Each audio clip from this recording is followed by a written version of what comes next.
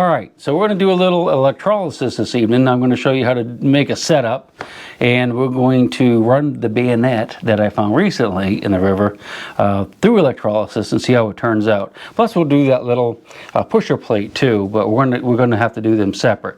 So let me show you how to set the system up. I'll tell you what I use, and I'll tell you a few things about that you need to be wary of, so you pay attention to those. First thing first, make sure nothing is plugged in. Okay, this is the plug that goes to the system. You want to make sure it's not plugged in yet. Follow the cable up and it brings us to a battery charger. Now I'm going to warn you, it's been my experience that if you buy the new style that say automatic on it, even though that says automatic, but that's old, that's an old one. If you buy the new style that says automatic, a lot of times they won't work because they figure out that something's goofy with what you're doing and they turn off. Now I have had people tell me they bought those and they work fine. So I don't know, maybe, maybe some do, but the ones I tried 3 or 4 of them, they didn't work. So try to find an old style battery charger, or you can actually use like little power sources to cell phones or computer or anything like that. You plug it in, and of course you want to strip the wires on the end. You need to figure out which is positive and which is negative though, and that's very important. I'll tell you why in just a minute. So this is the water tub that we're going to use, and it's already all set up, but I'll show you each individual piece. Got to have water in it, and you have to have either baking soda. What I prefer is the borax, and you can get that in the grocery store.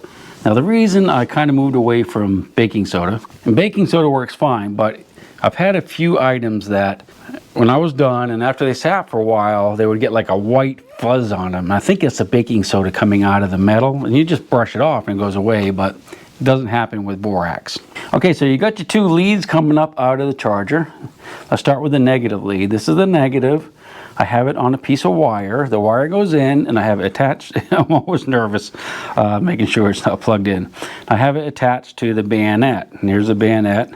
It actually, it's in really good shape. It probably doesn't really need electrolysis, so we'll run it through for a little while. But anyway, you want to attach the copper, the copper wire to the bayonet. Now I prefer that if it's a nice thick piece of metal like a horseshoe or cannonball or something like that, I'll drill a little hole and I'll put a screw in it, and I'll attach the copper wire to that, because that gives a really good connection. Sometimes this copper wire doesn't connect very well. Battery charger, negative, coming around, and it's connected to your relic.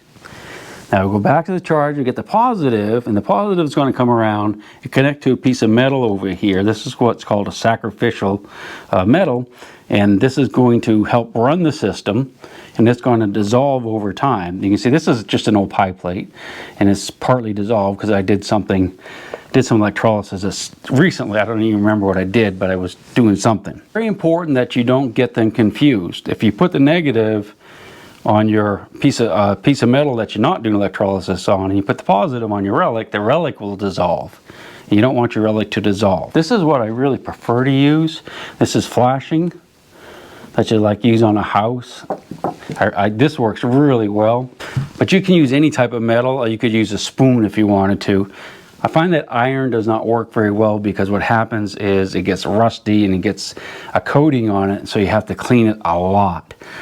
So I don't bother using iron, but you can use spoon, fork, knife, pie plate. Flashing works best though. You have battery charger, you have your negative on your relic, you have your positive on the thing that you're going to sacrifice, you have your water with either borax or baking soda in it. So this is pretty much all set up for electrolysis. And when we turn this on, the relic should start bubbling. If it's not bubbling, it means it's not a good connection, and you'll have to work on the connection.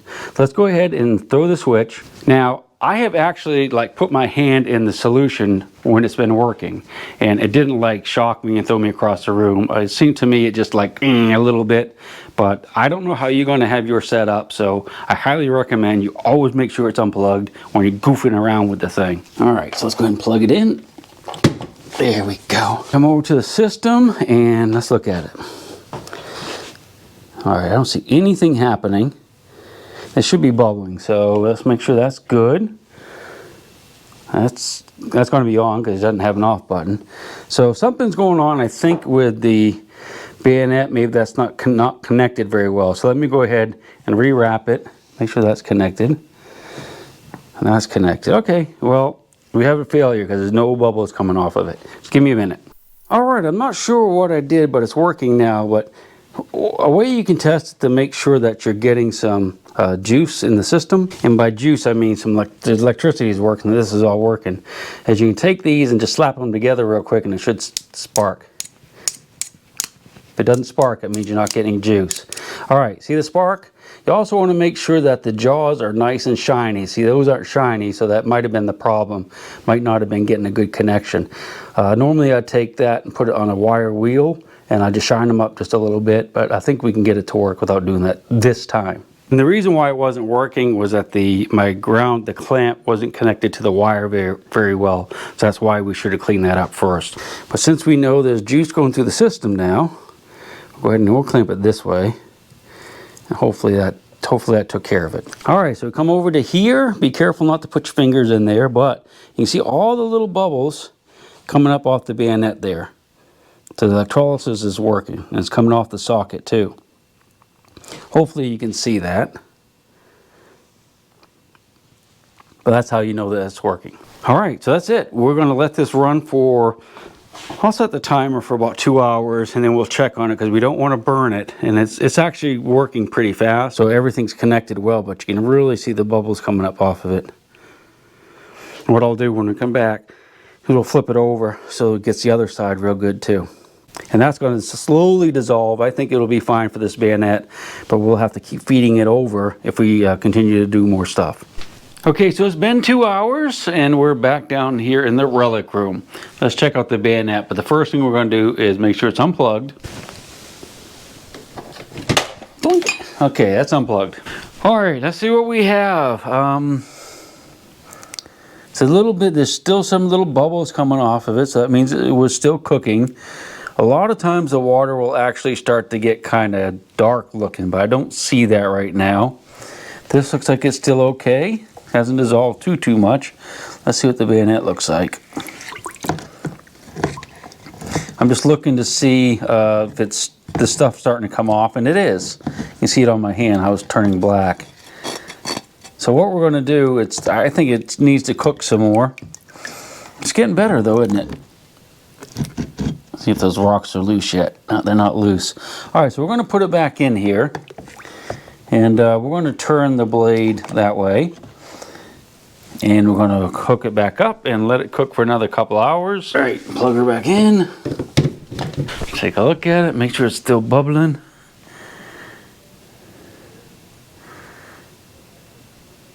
Okay, if we look over here, we can see some little bubbles starting to come up. Yeah, and all along the edge, bubbles are coming up. All right, so we're just going to let it go, and we'll come back and take a look at it before we go to bed. All right, guys, here's the deal. I came back an hour later, like I said I was going to, and nothing had really changed. So what I did is this. Went ahead and bumped the voltage up to 12 and let it run all night. So officially that thing's been in there, that solution, for like 18 hours now. So let's take a look at what we have. It's somewhat disappointing, and I'm going to tell you why. First thing we need to do is make sure there's no current flowing through there. And if you look, you can see that there's bubbles coming off. So we know there's current in there. And what I'm going to do is just unhook this. That's the positive. I'm going to go ahead and unhook the negative too, although you don't have to. All right. So let's take a look at the bayonet, and I'll show you what we have.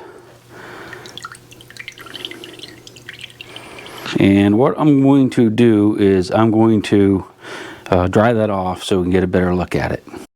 All right, so let's go ahead and take a peek at the bayonet. You can see that there's still a lot of corrosion. It's not actually corrosion. That's actually, I think, a calcium deposit, calcium carbonate. It does look a lot cleaner than it did, but I think we can get it more clean. See, right there, it's some more stuff on it. It's more or less coming off. Tell you what, I'm going to go ahead, let me go ahead and hit this with a wire brush, and then we'll look at it again. Now keep in mind, this bayonet is kind of a special case because it was in a clay bank, deep in a clay bank. It doesn't get any oxygen, so it doesn't rust. That's why it looked like it was really new looking. But what we're going to do in a minute is we're going to put that really rusty piece in there. That's a pusher plate from an artillery shell, and we're going to run electrolysis on that as well. This will be totally different. Now I'm going to use this brush. It actually has metal bristles on it. I prefer one with stiff nylon bristles, but this is all I could find. So what we're going to do is just lightly brush it. And not a lot of that's going to come off. Some of it is. Now the problem is if you use this and you scrape it too hard, you can actually damage the, you can actually see the brush strokes in it. So some of that's coming off. So that's, I'm a little bit surprised about that. But if you look at it, you can see there's still some buildup on it, and that should be totally off of there if it was rust, if that was iron rust. So let's go ahead and dip it in some muriatic acid, and I'll show you how to do that. We have to, I'm going to rinse it off first because this is a very alkaline solution. You can actually feel it with your fingers. It's kind of slimy. And the muriatic acid we're going to use is acid, so it's totally different. So I'm going to rinse this off as best, you know, for a couple of minutes and get all this solution off of it so it doesn't react with the acid we're going to dip it in. All right, so I have the water running, and I'm just going to rinse it off. I mean, you don't have to get off all of the solution, of the alkaline solution, but it's good if you just get some of it off. All right, now we're ready for some muriatic acid, and this is going to be a diluted solution of muriatic acid. All right, a couple things. First is you must do this outside. That muriatic acid will give off lots of fumes when it's doing its thing, so get outside. Second, I would highly recommend that you wear some type of eye protection, because if you splash muriatic acid in your eyes, you will not be a happy camper. And also wear gloves, because what happens with the muriatic acid, if you get it on your skin, it doesn't like burn right away. But over the course of a few minutes, you'll start to feel it burn. And by then, it's eating into your skin. So you can get some really nasty burns on your arms or your eyes or your face. If you get muriatic acid on you, go back and get your alkaline solution that I just had this in, and wash it with that. And that will neutralize the acid immediately. If you have baking soda, do the same thing with baking soda, but you got to do it quickly. If you just have water, just use plain water and flush and flush and flush it. And that will get rid of the acid on your skin. But it's too late at that point if it had been burning, because you've already destroyed a little bit of your skin. All right, so here's what we're going to do. Let me show you inside here. Well, under the roof so we don't get rained on. So I'm under my deck right now, so there's plenty of air and whatnot. All right, what we have here is a bucket, and it's got muriatic acid in it. This is what, well, I don't know the solution for sure, but what I do is I put, fill it that much full of water, maybe poured a cup or so of muriatic acid in it that you can get from Lowe's or wherever. People use it in their pools, swimming pools. So what I'm going to do is we're going to take the bayonet. We're going to dip it in there, and it's probably going to bubble like crazy if that is calcium or calcium carbonate on it, and it should loosen those rocks up. You ready? Again, this isn't 100% muriatic acid. It would eat the bayonet away pretty quick.